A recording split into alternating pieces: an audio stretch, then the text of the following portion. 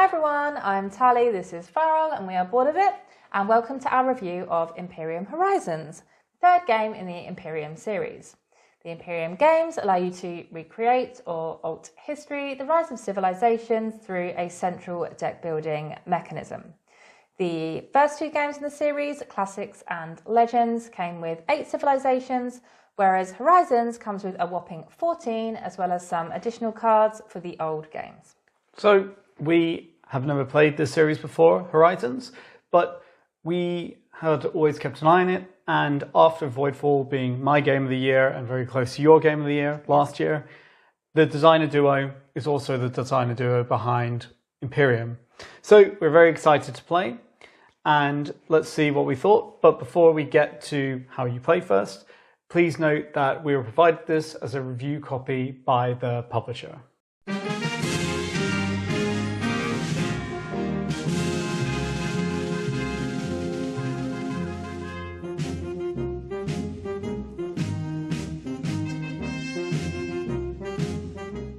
In Horizons, the first thing you'll do is select a civilization, each of which has its own unique deck. You'll then separate this out into your base deck, your nation deck, development deck, along with some other cards such as your power card and also your state card. You'll also set up a central marketplace of common cards which can be acquired by players. As a note, you can play Horizons with any set of common cards from the previous games or the ones included in Horizon. Generally, you'll begin each turn with 5 cards in hand, 3 action tokens and 5 exhaust tokens.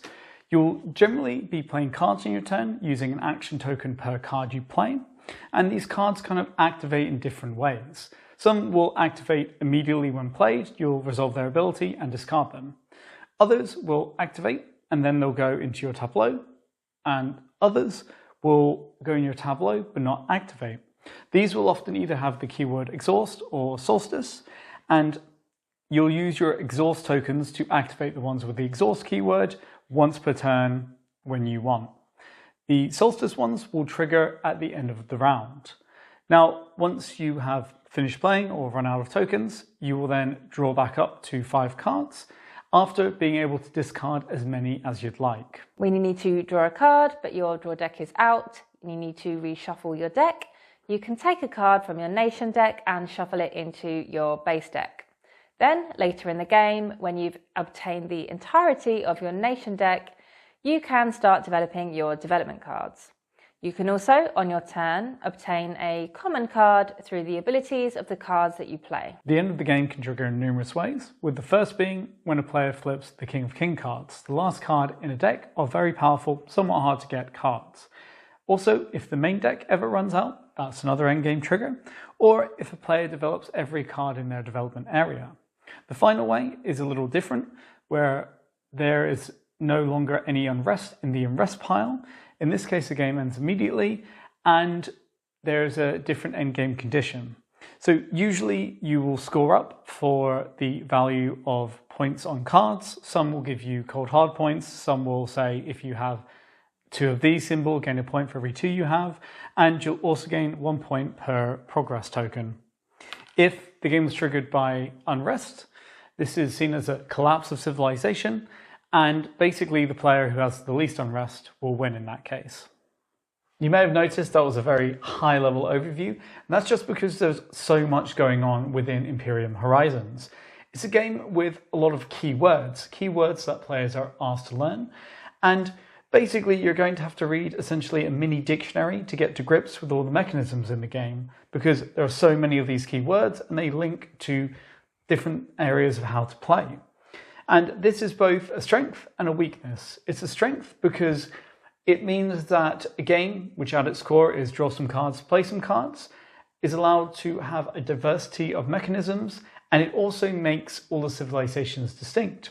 It's a weakness because it asks players to front load a lot of information, and it also kind of introduces the possibility for mistakes, because Horizons is very specific in how it wants you to play and how to follow steps when playing cards and how the keywords work. But because there are so many, it makes it very easy to slip up and confuse them. Off the back of that, I think let's start with maybe what some people might think are the negatives of this game, because we believe this series to be quite divisive. And by that, we mean this is clearly going to be some people's favourite game series, but for others, it's going to be the antithesis of what they consider a fun gaming experience. Even though it says on the box that this game is for 1 to 4 players, this is really only a game you would ever want to play at 1 or 2 players. This is the most solitary experience we've had in gaming since Hadrian's Wall, a game that essentially gave you a test and then actively discouraged any kind of table talk or communication with those you're playing with, because it would literally break your flow of concentration and ruin the game. Now, the turns in this game take a few minutes each, and usually nothing that the other player is doing is of any interest to you, besides when they might say, you get a brick, or you can draw a card. So what happened was, when we were playing, we were playing and it wasn't our turn. We were actively away from the table, kind of pottering around the house doing chores, which isn't necessarily the diss that it sounds like, because we obviously lived together and it was quite nice to kind of have that little bit of free time and come back, still get the experience. But if people are looking to bring this to a gaming group, that's probably not what they want to hear. And it's just the fact that with this game, you're not getting any more experience from having more players. It's just adding to the downtime, not the play experience.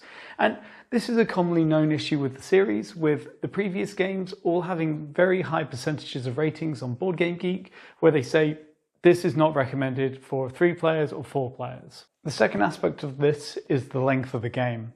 I'd almost say that it's overlong, except for the fact that I have always been fully engaged when playing it and really enjoying the decisions I'm making and the path to victory. However, that probably won't be true for everyone, and on top of that, the longer the game is, the harder it is to get to the table because it requires more time. Now, to be fair to Imperium Horizons, the length of play does somewhat depend on the factions or civilizations you're playing as, with, I would say, at 2 players, the more simple civilizations probably be able to get a game in under an hour, but then that goes up to nearly 3 hours for some of the more complex and wild civilizations. And well, it's nice that you could maybe adjust what, you're knowing how much time you have, you could adjust what civilizations you play. The downside would be that if you do want to try the weird and wonderful and you don't have a lot of time, then you're barred from doing that. Considering all of that, there is clearly a barrier to entry. However, we'd argue that the effort is worth the reward, as there's nothing we've played that is quite like Horizons. It's a game that you constantly want to explore more of due to the numerous civilizations, and there's so much that it does right regarding the deck building. Each civilization plays in a unique way, and not only that, but there are often multiple strategies within the deck of a civilization on how to attain victory. This means the amount of content you get for your money is quite staggering, since you need to play 14 times just to play all the civs once. We really must compliment how the flavour of each civilization, real or not, comes through in their unique deck, the art, and how they play within the game's mechanisms. It's also a nice touch that they're weighted by complexity and have an overview at the back of the rulebook on potential strategies and how to play. It's a delight to play as a civilization, learn about them, explore their deck, as you try and build these big combos. And the way the cards are, they lead you to Google during your downtime to learn about these civilizations, and it creates a much more immersive experience.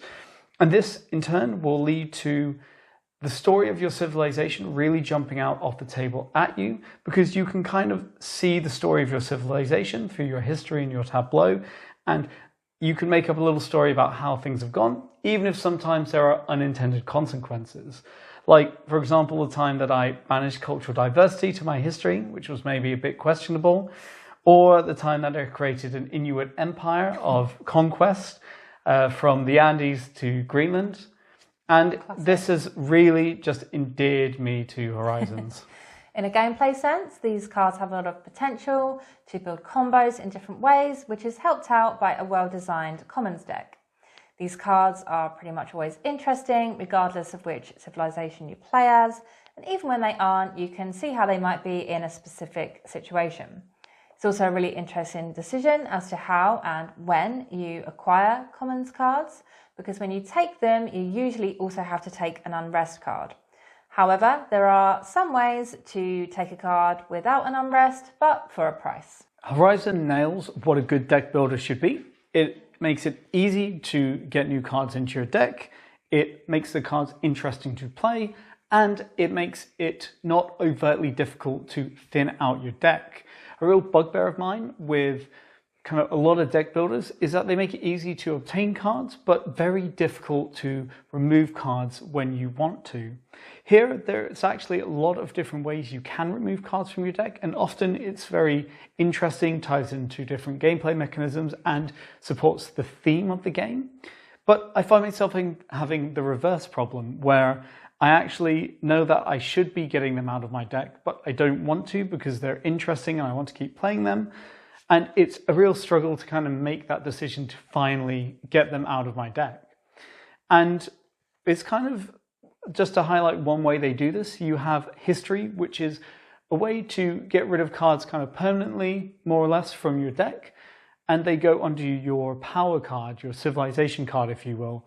And here they will still score endgame points.